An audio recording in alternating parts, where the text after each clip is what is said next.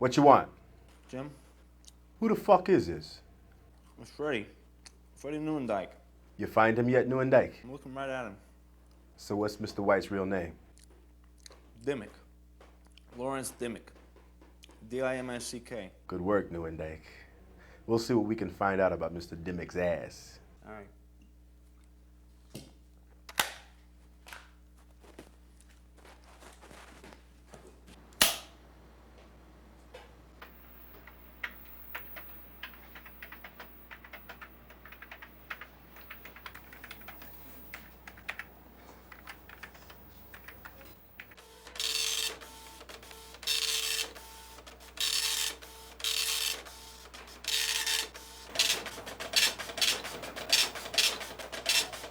This is your life, Lawrence Dimmick. All right, McCluskey, read us what you got. All right, Lawrence Larry Dimmick, also known as Lawrence Jacobs and Alvin L. Jacobs. This guy is Mr. Joe Armed Robbery. He's a pro, and he makes it a habit not to get caught.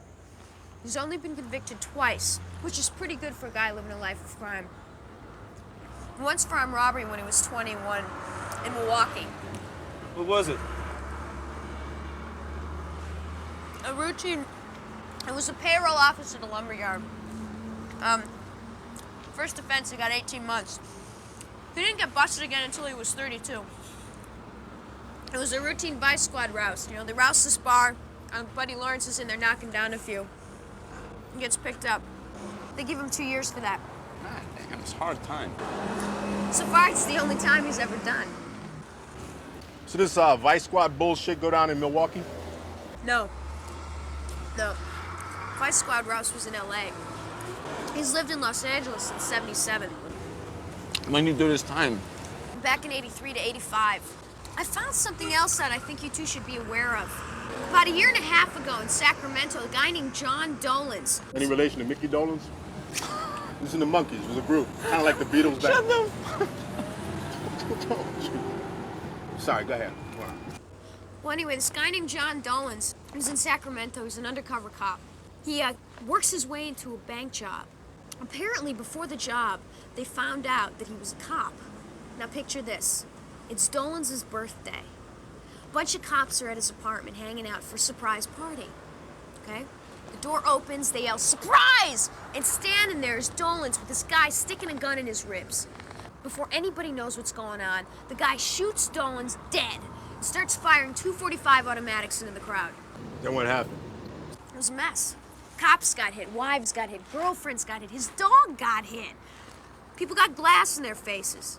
3 were dead, 6 were wounded. They pinned the killing on one of the bank robbers? We tried, but they didn't have a positive ID, and, you know, all those guys had alibis. Besides, we really didn't have anything on them, except the testimony of a dead man that they were gonna commit a robbery, but, you know, they never committed the robbery. Larry Dimmick was one of the boys? It's probably the one. Just how sure are you of your cover? Well, today they may know something. Tomorrow they may know something else, but yesterday they didn't know jack shit. So, what's the next step? Next step is you do what they tell you to do, man. You stay in your apartment till they call you. I'll have a couple of men posted outside, follow you when they pick you up.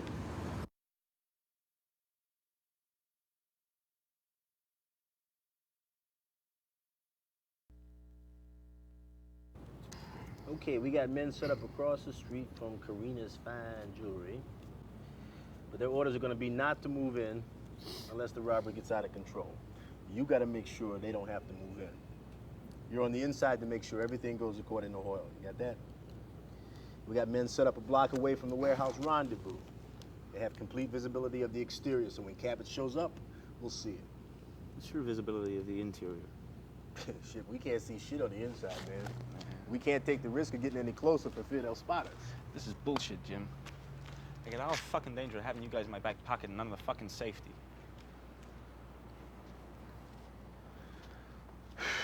What's the matter, Newendike? Job too tough for you, man? Nobody lied to you, man. You knew we were gonna hang back until Cabot showed up. Oh, this is fucking great. I get no fucking protection from you whatsoever, but I do get attitude. Since when does a fucking undercover cop have fucking protection, Freddie? You came into this thing with your eyes wide open, now you're screaming blind man on me. Little menopausal bitch. Look, I understand that you're nervous, all right? And I wish the warehouse had more visible windows, but it doesn't. We have to make do with the cards we were dealt. You're fired. You're fucking off the case. I didn't say I wasn't gonna do it. I was just remarking on how shitty the situation is. Look, man, I don't mean to be harsh with you, all right? But I find that tough love works best in these situations. Now, we have got to get Cabot in the vicinity of the loot and the company of the thieves, man. We don't give a fuck about those other bastards. We're willing to offer them good deals to testify against Cabot. Isn't this risk a little unorthodox? What risk, man? Let them go ahead with the robbery? Whole fucking idea behind this operation, man, is to catch Cabot red-handed, all right? We bust these hired hands, man. We ain't accomplished shit. Yeah, it's a risk letting them go through with the heist, man, but Cabot's jobs are clean.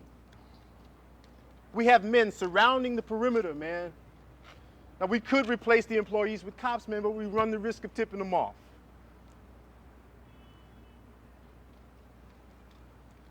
Well, no, that's out, you know, because they know the faces of who works what shift.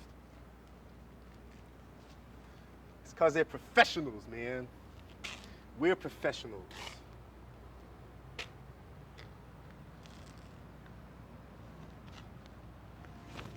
It's a risk, but it's a calculated risk, okay?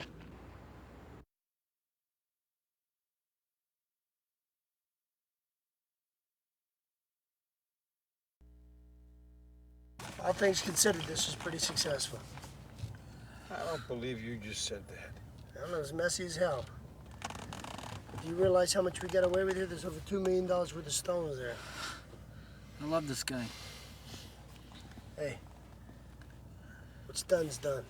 We can all sit around and have a big cry over it, or we can take care of the situation in there.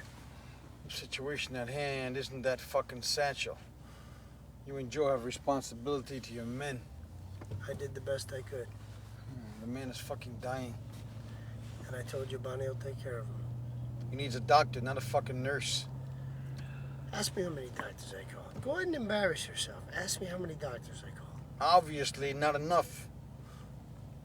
Hey, fuck you, buddy boy. You got a little black book, then whip it out. Otherwise, shut the fuck up, because I called 3 doctors and I couldn't get through to shit. The time being a factor, I called Bonnie. All right, I told her a bullshit story. Upside, she said bring him to her apartment. If he dies, I'm holding you personally responsible. Hey, fuck you, buddy boy. Fuck you. All right, fuck you too. Who the fuck you talking to? All right? Hey, fuck off. You want to play that way? I'm leaving myself very fucking vulnerable with this Bonnie situation. But me being such a fucking nice guy, I'm willing to do it, but no more. Forget about it. I'm calling her back, and I'm telling her to forget about it. Because you know so much fucking about it. Come on, huh? You might as well take care of it yourself, Jesus right, Christ, will you asshole? guys grow up? Hey, I am grown up, you fucking... All right, I'm sorry. I am grown up, okay? I'm trying to take care of business here. Cut the shit. I'm trying to be I responsible. don't believe you called anybody except some coos you once fucked who happens to wear orthopedic shoes. I don't think that's good enough care for a gutshot man. Yeah, you know what? I don't give a flying fuck what you think. Look, nobody's saying this bitch is gonna operate on him. But she's gonna give him better attention than we can. She's a nurse, you know? Nobody's forgetting about doctors. I mean, Joe will get one in a snap. Yeah. Jesus Christ, I think you're both acting like a couple of assholes. Pink, you're a ranger nurse, I'll leave myself wide open and I'm an asshole?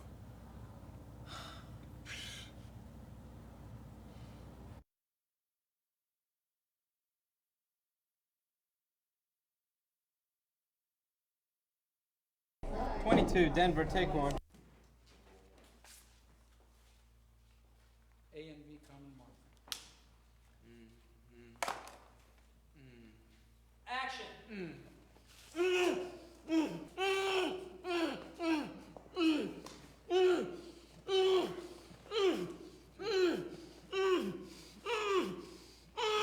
Front legs.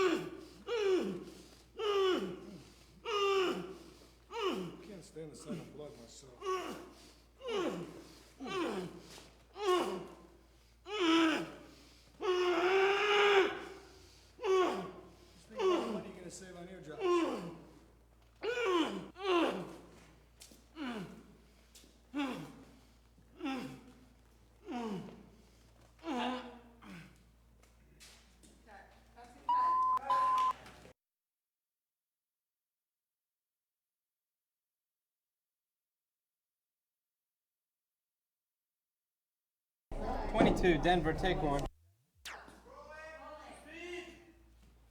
A and B common marker.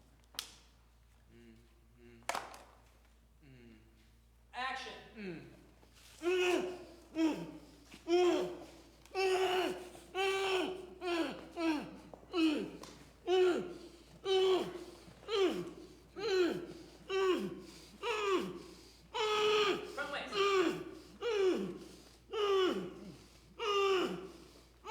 Can't stand the sight of blood myself.